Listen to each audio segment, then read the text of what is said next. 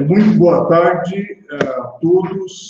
Agradecemos enormemente a todos aqueles que nos acompanham nesse conference call e webinar. Agradecemos muito especialmente ao professor Albert Fishlow, que é um grande amigo do Brasil, e eu tive o privilégio, a sorte de ter sido orientado por ele, ter a amizade dele, e ele, em visita ao Brasil, se dispôs a compartilhar as suas reflexões sobre o ambiente internacional da era Trump, né, e a conjuntura brasileira, né. Nós também temos a sorte, o privilégio aqui de contar com os comentários de um cientista político de mão cheia, o professor Leonardo Barreto, com quem tivemos a sorte também de dialogar e de trabalhar juntos. Ele é nosso parceiro estratégico, sócio da Factual Análise e Informação, e que coordena uma pesquisa interessantíssima sobre as tendências do Congresso, que, naturalmente, para quem discute a conjuntura, é algo extremamente importante saber como o Congresso está propenso, né, e quais as tendências que a gente pode detectar para o Congresso, em particular, olhando para 2017, que é o nosso tema,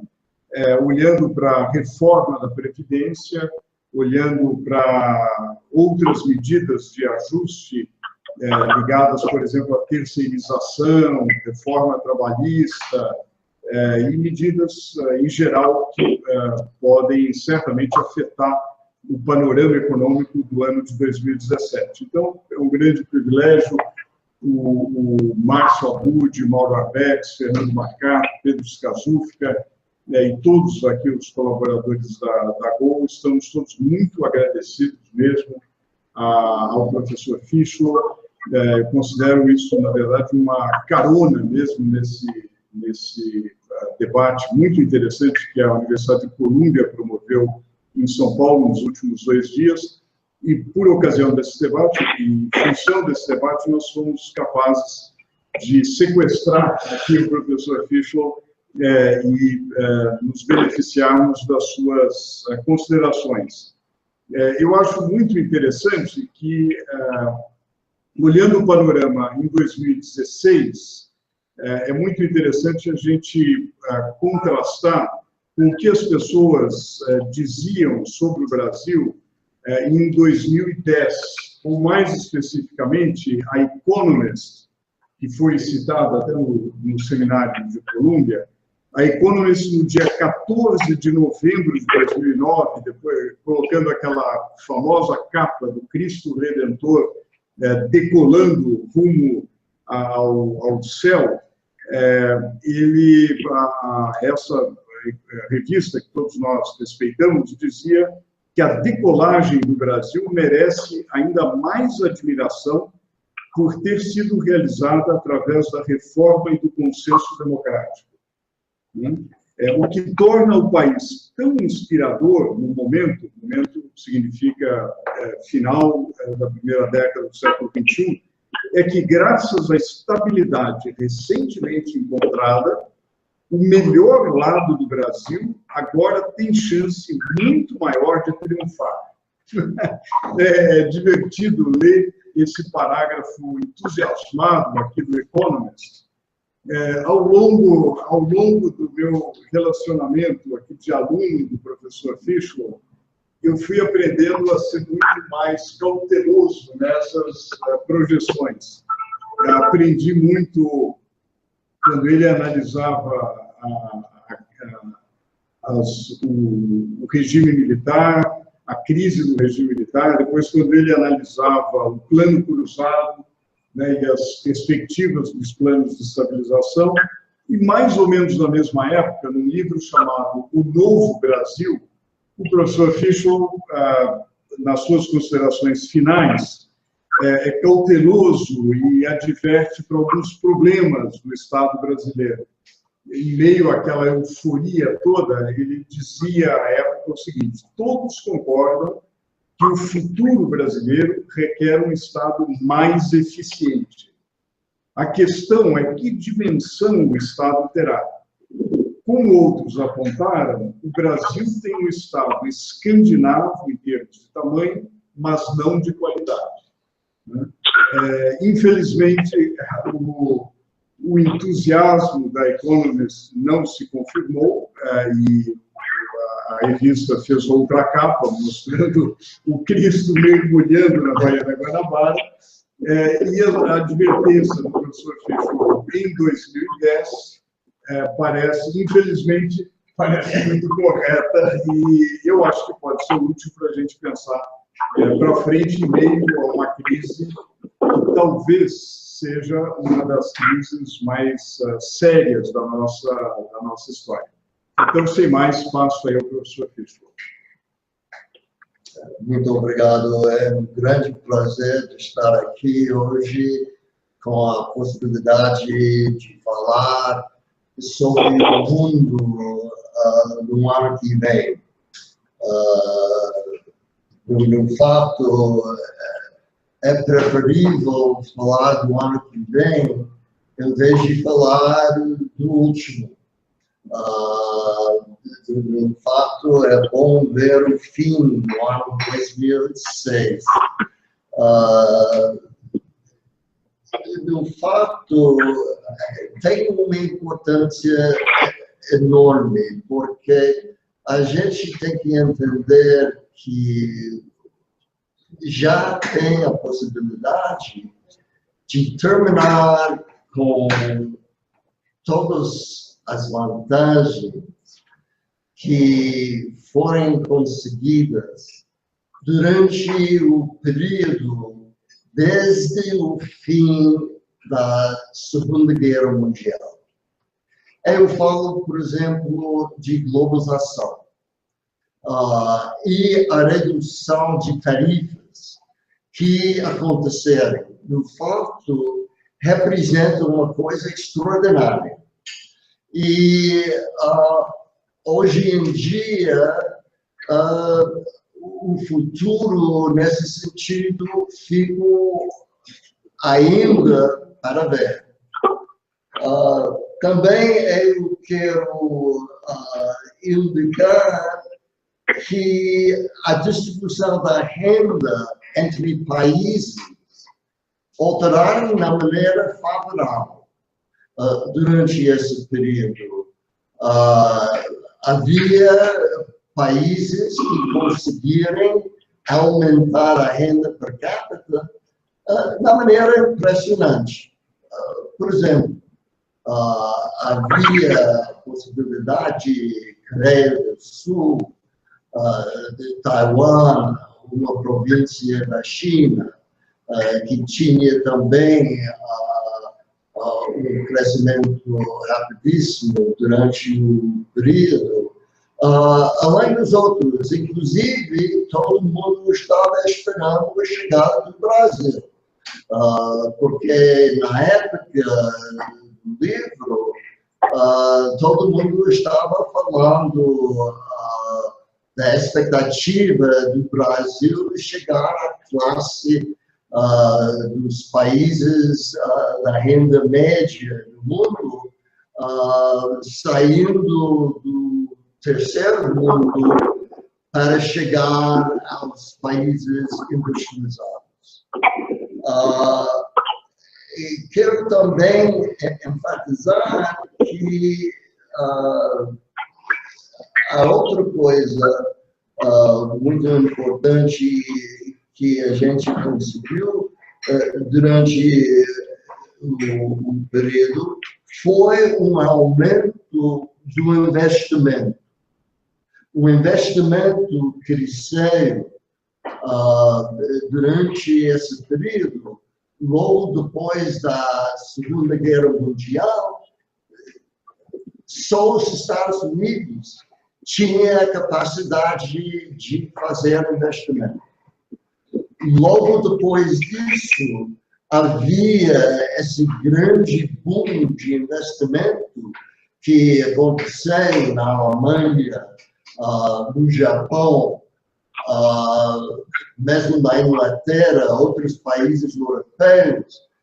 E, no fato, durante esse período, os Estados Unidos serviu como o elemento que balanceou o mundo. Durante um período em que os outros países estivessem enfrentando problemas de demanda, foi os Estados Unidos importando mais, que permitirem que eles poderiam sair das dificuldades. E, no outro lado, foi com as decisões de reequilibrar a economia mundial, o pacto de 85, em que havia uma reconstrução dos níveis de paridade entre as moedas dos países principais. Havia também uma ação conjuntural em que havia cooperação internacional crescendo. Agora estamos no começo do ano, só 2 semanas está faltando, e as perspectivas não estão muito óbvias.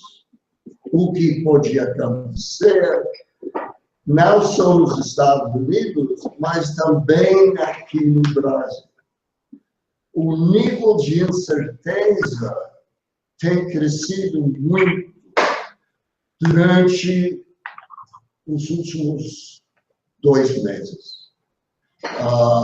É uma coisa impressionante como tem acontecido isso.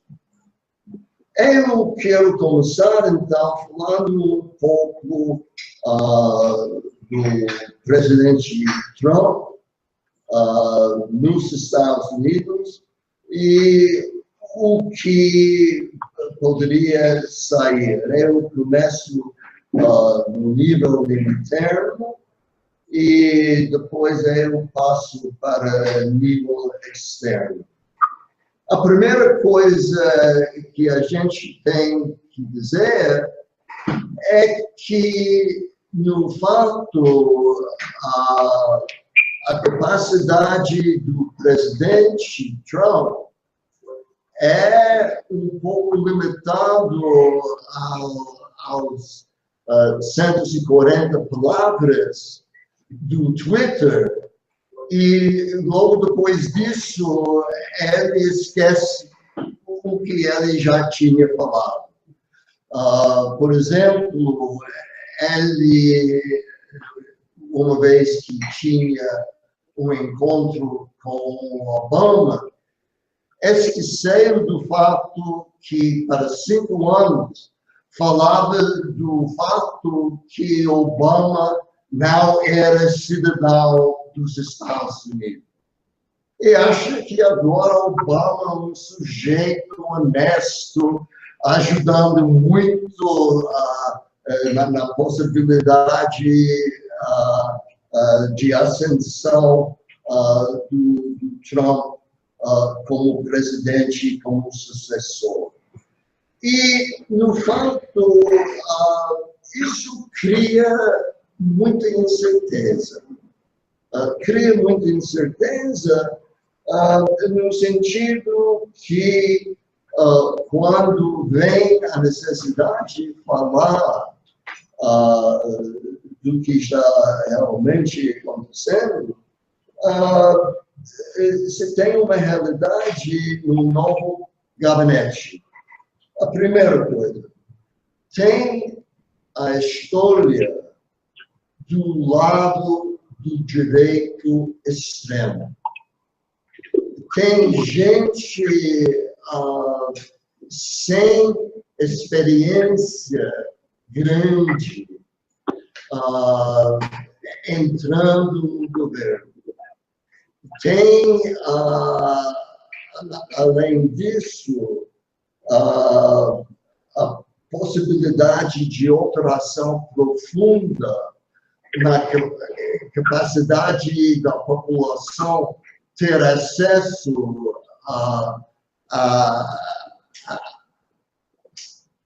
às possibilidades de Obamacare, que aumentou muito a segurança dos cidadãos americanos para ter acesso, pela primeira vez na vida deles, a possibilidade de não continuar sem as medicinas e sem outras coisas necessárias. No segundo lado, você tem no Environment Protection Agency, nos Estados Unidos, uma pessoa que já tinha 23 casos judiciais contra a agência e quer terminar com a existência dessa agência.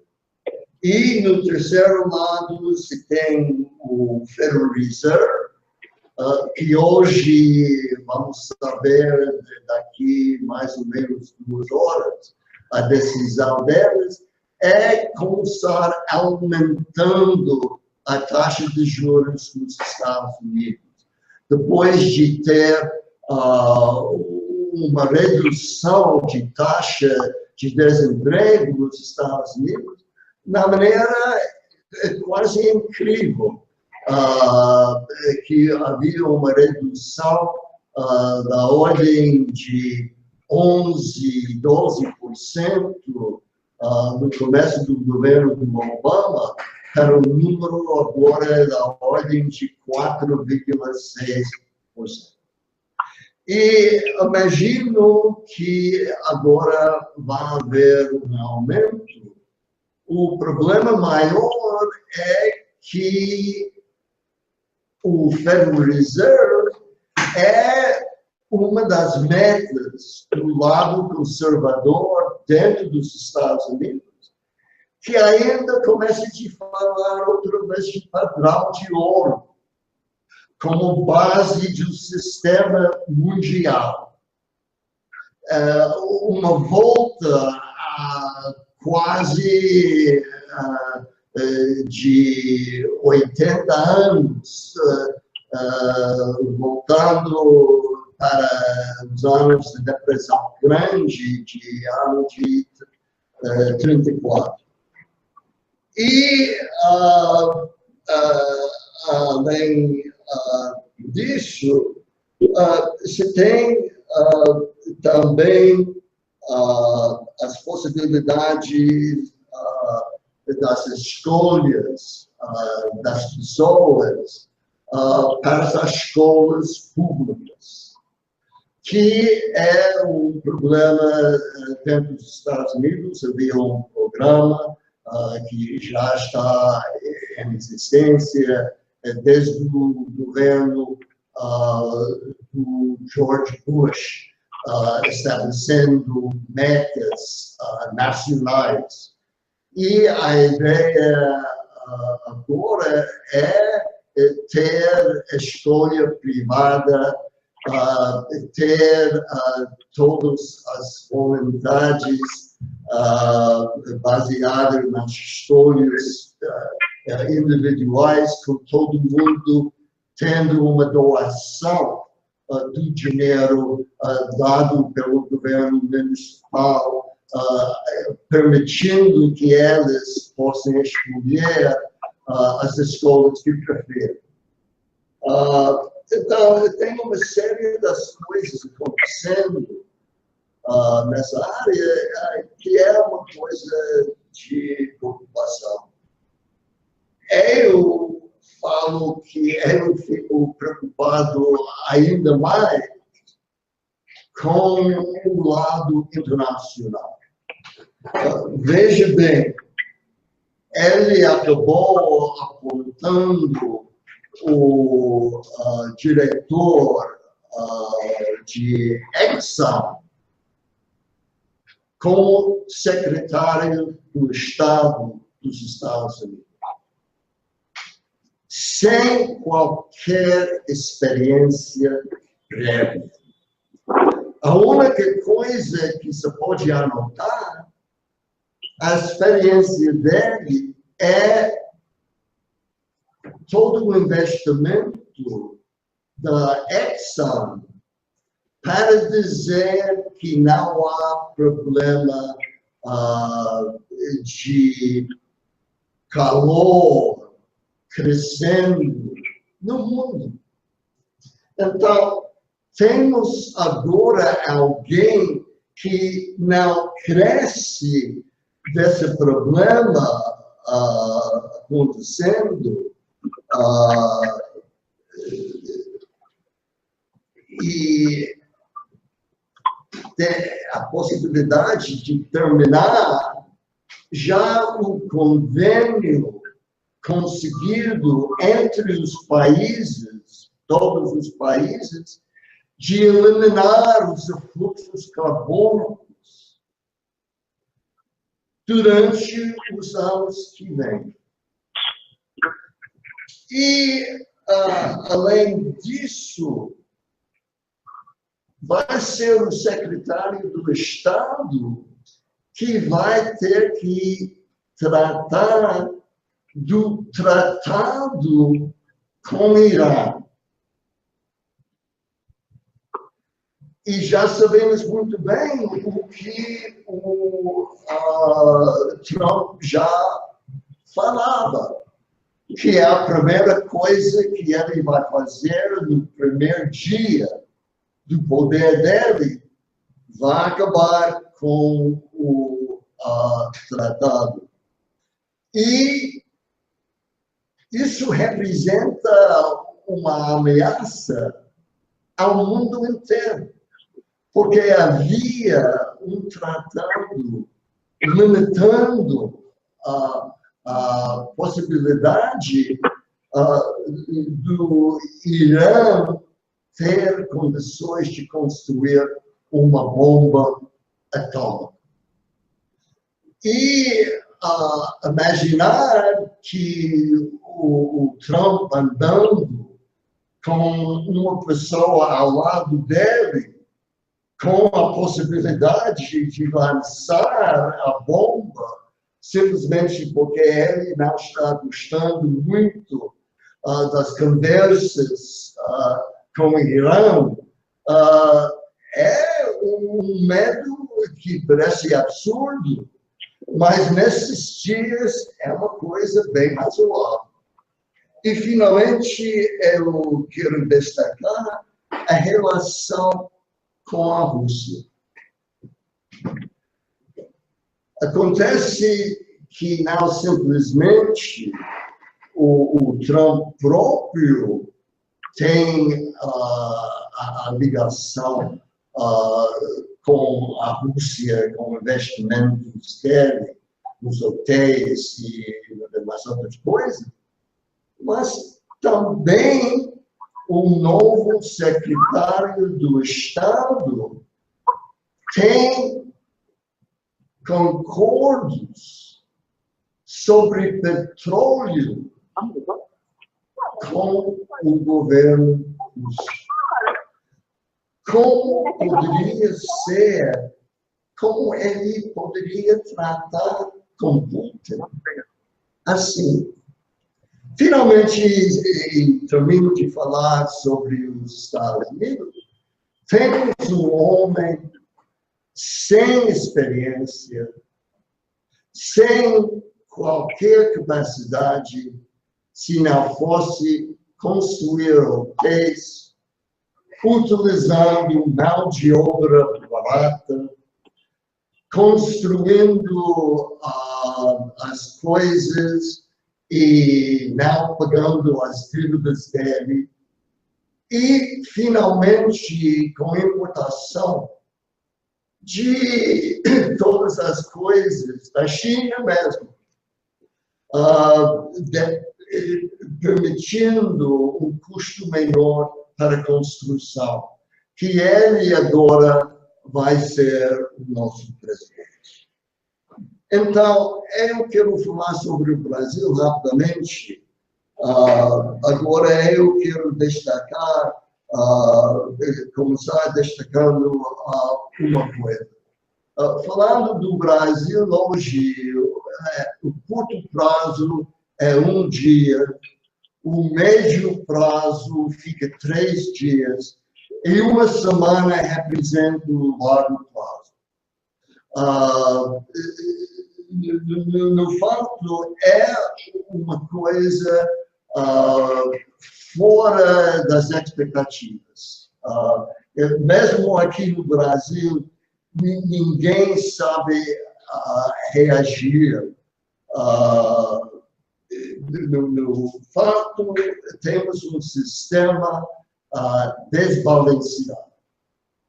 A primeira coisa que temos no Brasil é o judiciário, que representa um ganho enorme para o país, que, no fato, representa algo inimaginável no passado, a capacidade do judiciário entrar num caso com Oliveira, colocar o filho, Marcelo, dentro da cadeia para um período de 21 anos,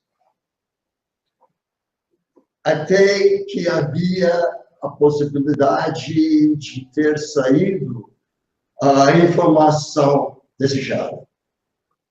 Isso representa uma coisa nova, não só dentro do Brasil, mas dentro da América Latina.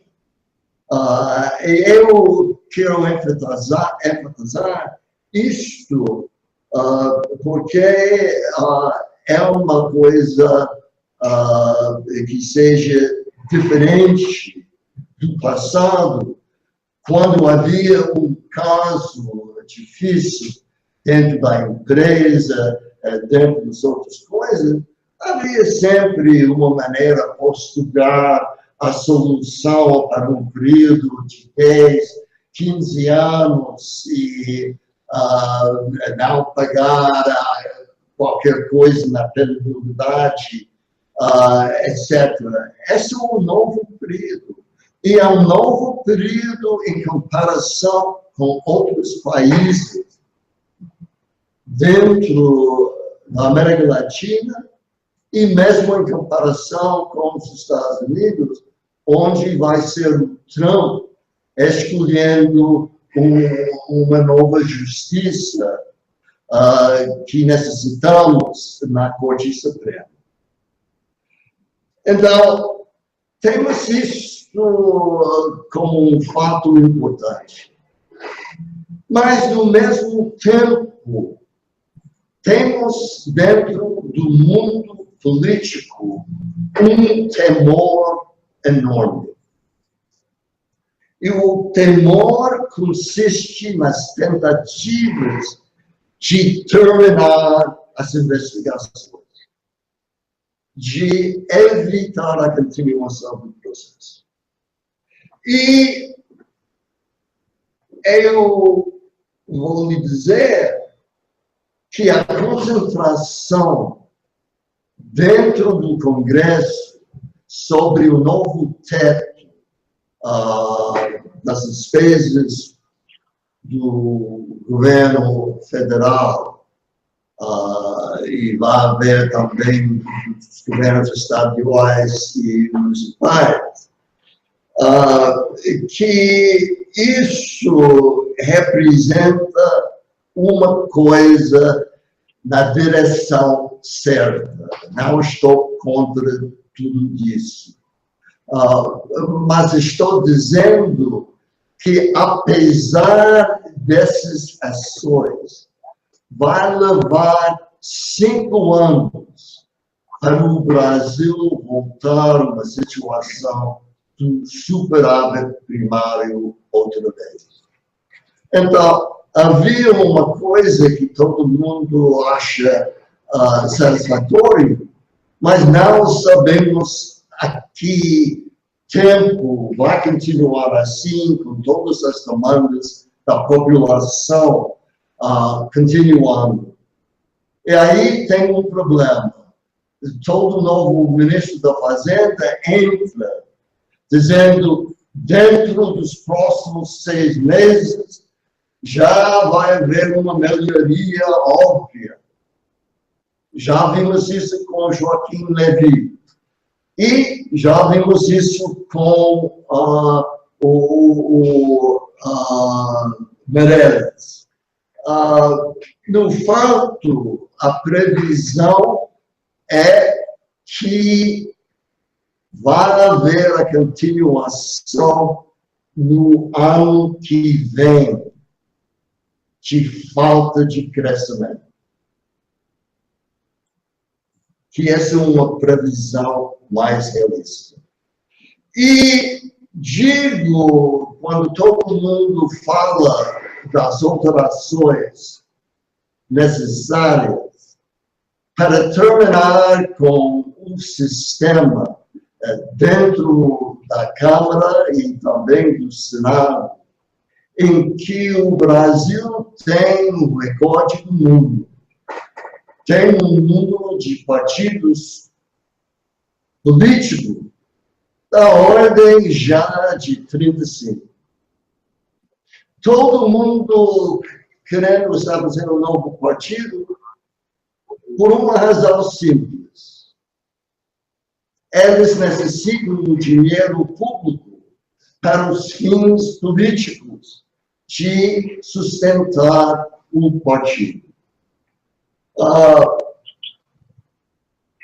Eu acho, na realidade, a eleição para a Câmara não pode ser aberta mais. Necessita alterar a eleição desse sistema de preferência proporcional que o Brasil está operando para um sistema em que tem uma lista fechada com numeração de preferência dentro de todos os partidos, e aí você vai reduzindo o número de partidos rapidamente para o número de 5 ou 6.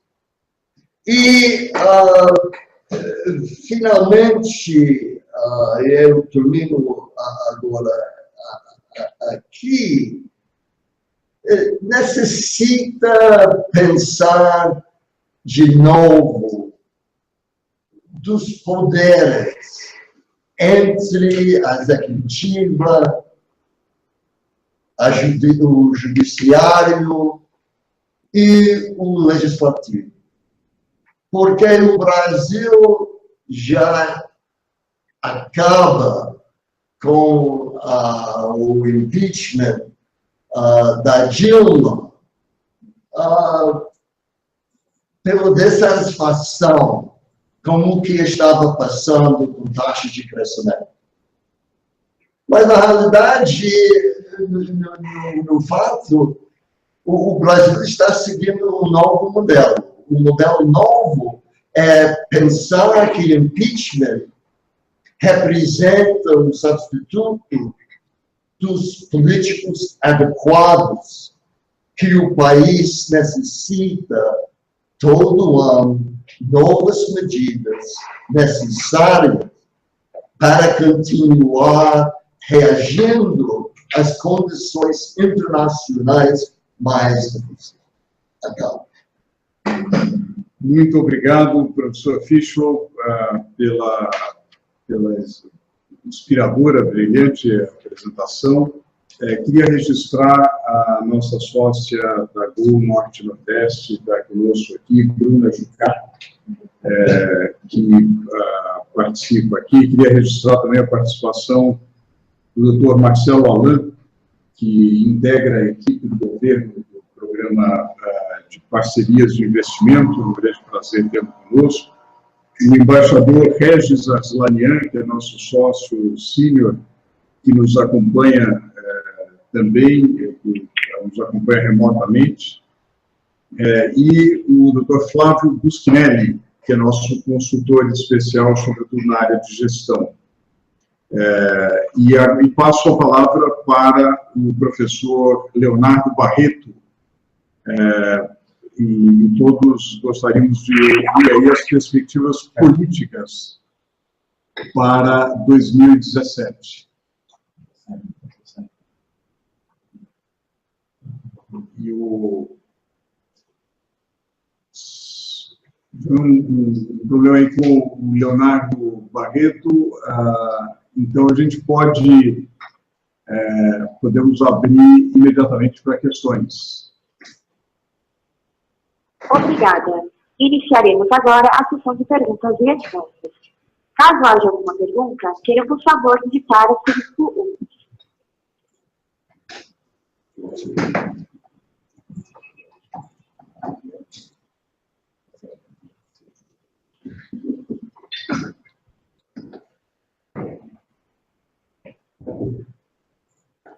O Mauro Arbex.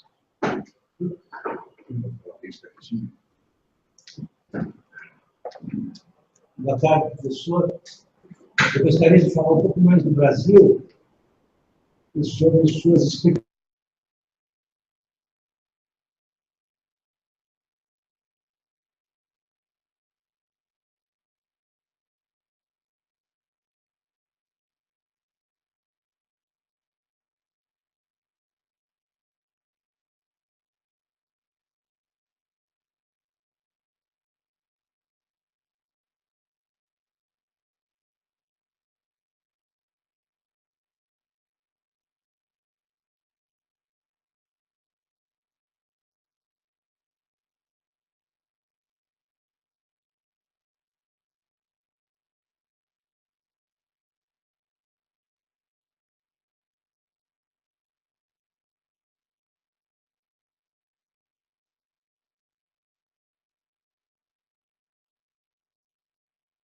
Estimativa trimestral, os resultados estão melhorando da maneira que foi visto antes.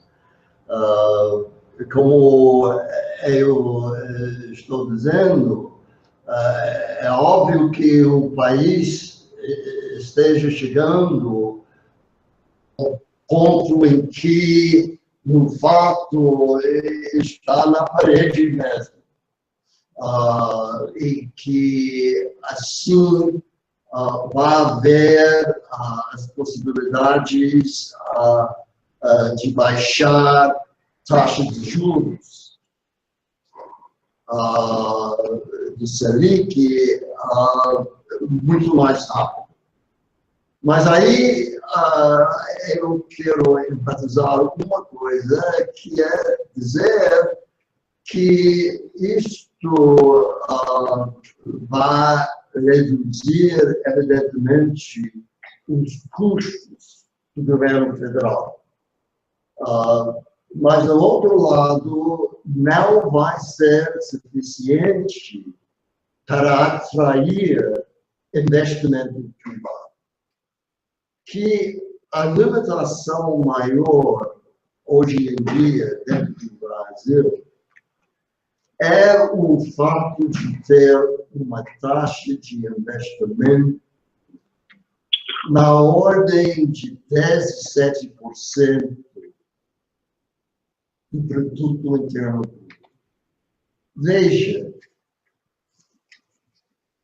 nenhum país do mundo, mesmo na América Latina, com a exceção da Venezuela, tem uma taxa tão baixa. E, além disso, a taxa de poupança dentro do país está da ordem de 15% do PIB. Quer dizer, um número menor do que era na década de 50. Enquanto havia um crescimento acontecendo nos outros países do mundo, chegando a 45% na China, e chegando a 35% no caso da Índia, e chegando a 30% na Coreia do Sul, chegando aos níveis mais altos, mesmo dentro da América Latina,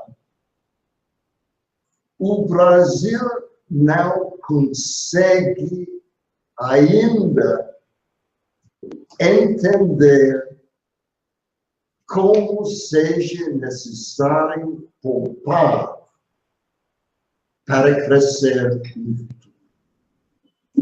Não há alternativa. Não há uma mágica que se pode criar para permitir a expansão da infraestrutura. Todo mundo está de acordo com a necessidade. Mas, no fato, o investimento tem que sair na primeira parte do governo. E assim você pode atrair investimento privado. Então, o que eu acho é realmente o problema principal dentro do Brasil, que continua, fazia tempo, inclusive eu falo disso no livro também, que é a incapacidade do país passar de uma ênfase sobre consumo como um líder no processo para um outro processo de crescimento em que o investimento tenha um papel fundamental. Bom, temos aqui o Fernando Macato, nosso sócio, tem uma questão. Professor, boa tarde. O Gesner leu um trecho do seu livro, o senhor afirma que o Brasil tem um Estado do tamanho escandinavo, mas não com a respectiva eficiência. Recentemente, durante o impeachment, e agora em função da crise fiscal, muito se discute no Brasil sobre as despesas obrigatórias. Então, é difícil cortar despesas no Brasil, porque temos despesas obrigatórias, e quando a gente olha quais são essas despesas, basicamente funcionalismo. O rombo da Previdência, se eu não me engano, algo em torno de 50% do rombo está associado ao funcionalismo também. Nós discutimos agora, e o Congresso aprovou a PEC, o teto dos gastos. Eu não conheço, eu procurei agora no Congresso, uma PEC para alterar o artigo 41 da Constituição Federal. A última PEC que eu identifiquei é a PEC 51 de 1991. E o artigo 41, ele fala sobre estabilidade do servidor público. Por motivos óbvios, acho que a gente consegue entender por que esse tema nunca entra na pauta, em função dos grupos de interesse. Mas não é chegada a hora de discutir a estabilidade do funcionalismo, porque aí deixa de ser gasto obrigatório, você pode cortar pessoal e redimensionar a máquina. Como que o senhor vê isso? Como que isso, em perspectiva comparada com o restante, com outros países, como isso funciona? Já sabemos que o nível da previdência dentro do Brasil está da ordem de 13% da renda, enquanto nos outros países estamos falando de um número dentro dos Estados Unidos, por exemplo, da ordem de 5%, coisa assim. E se tem a alteração da taxa de crescimento de população dentro do Brasil, que estava acontecendo faz tempo, que está ainda fazendo que seja um problema mais difícil no lado do sistema gráfico. Daqui por 20 anos, vai haver a necessidade de satisfazer quase dobro a população atual.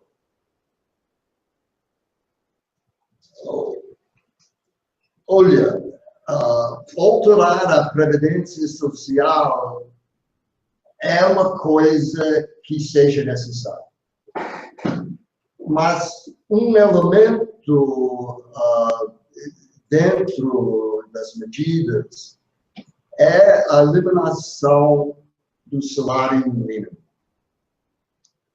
E a eliminação do salário mínimo já é um problema.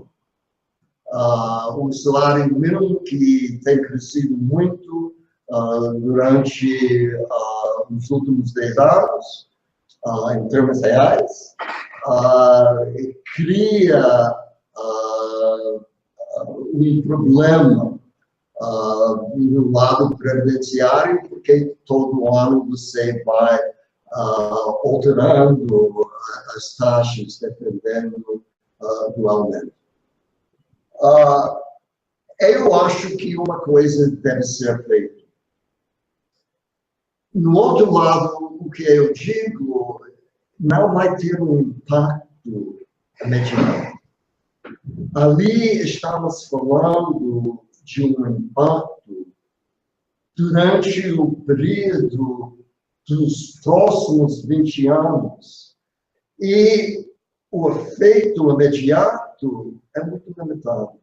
É da ordem de 0,2%, 0,3% por ano, que não seja suficiente alterar esse problema que eu indiquei no início, do déficit que tem hoje em dia no superávit primário, que não existe, um superávit primário negativo. Não vai remediar esse problema. É uma coisa que tem de ser feita, uma coisa em que vai haver um debate dentro do Congresso, em que a grande maioria que o governo conseguiu ter não esteja provável que vai repetir no caso deste mundo. Se tem outro problema, o lado militar não está em discussão, enquanto representa um lado importante da Previdência. E uma coisa que seja óbvio, quando estamos alterando o sistema, estamos alterando o sistema para as entradas novas. Não estamos tirando dinheiro dos que já têm aposentado. E aí é um problema. Você está começando também com as entradas novas, com a necessidade do governo, de alguém trabalhando dentro do governo, pagando todos os tributos necessários para financiar a Previdência.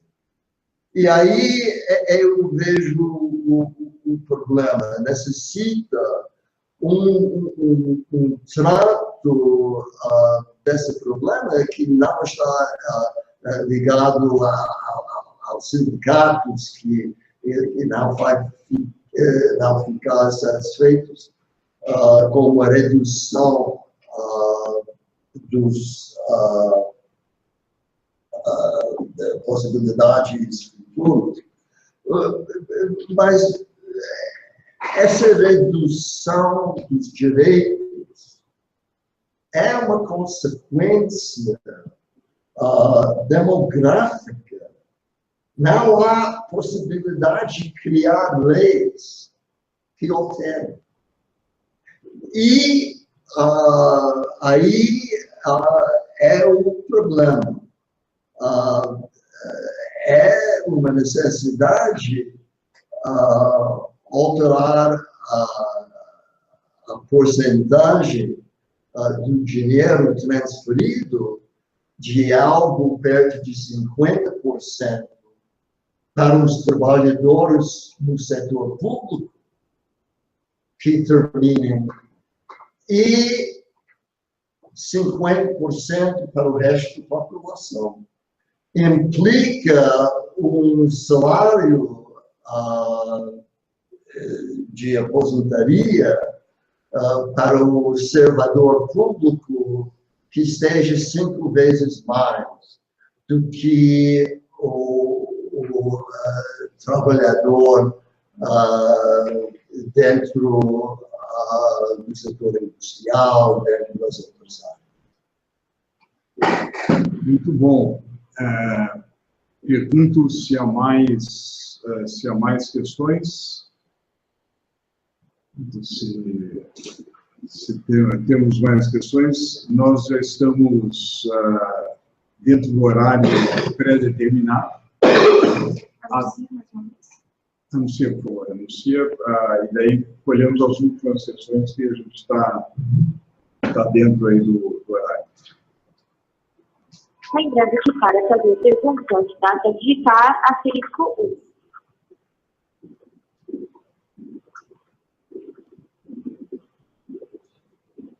Não havendo mais perguntas, nós agradecemos enormemente a participação de todos aqueles que, através do YouTube, através da internet ou através do telefone, participaram dessa conferência. Agradecemos a todos os amigos, clientes, parceiros e muito especialmente ao professor Albert Fishlow, que se dispôs aqui a refletir nesse final de 2016 sobre as perspectivas ainda que incertas acerca de 2017.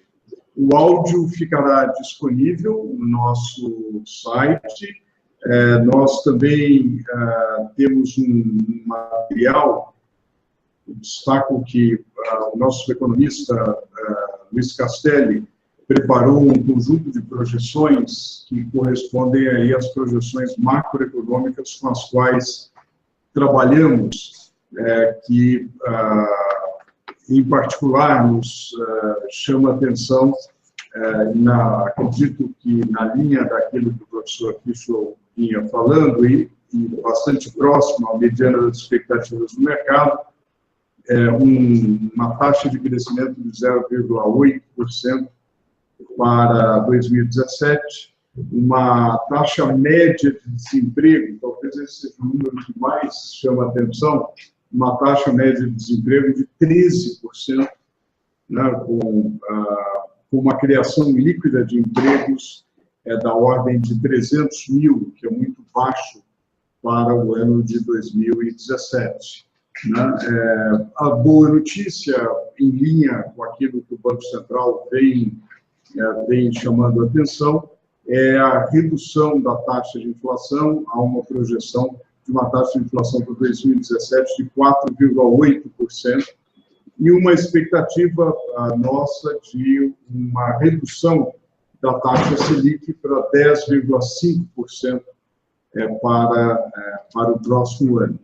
Como o professor Fishlow destacou, os números fiscais, mesmo com a PEC 55, demorarão a mostrar resultados. Nós ainda esperamos um déficit primário próximo a 180 bilhões, 179 bilhões para 2017, que corresponderia a 2,7% do PIB, o que ainda é um desequilíbrio bastante acentuado. As boas notícias, naturalmente, ficam em relação ao setor externo, com um déficit em conta corrente de 1,7%. Nossa expectativa para a taxa de câmbio final de período 2017 é de 3,5%. Essa, naturalmente, nenhuma variável é mais volátil do que essa, e muito justa e legitimamente os participantes dessa conferência poderão cobrar a acuidade dessas projeções, e caso elas não estejam corretas, nós reclamaremos com o nosso economista Castanho. Mas certamente agradecemos muito ao professor Fishlow e a atenção de todos. Muito obrigado. E aproveitamos para dizer que a conferência de hoje abriu uma série de reflexões sobre 2017, abriu de uma maneira magistral aqui com o professor Fishlow.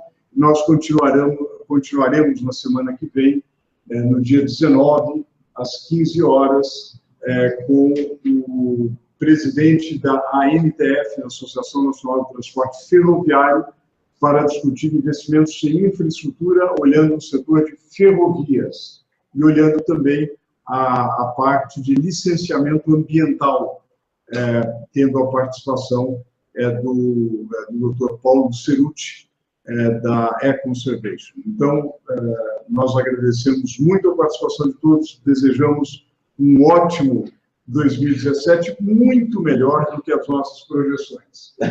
Esse é o nosso desejo. Muito obrigado.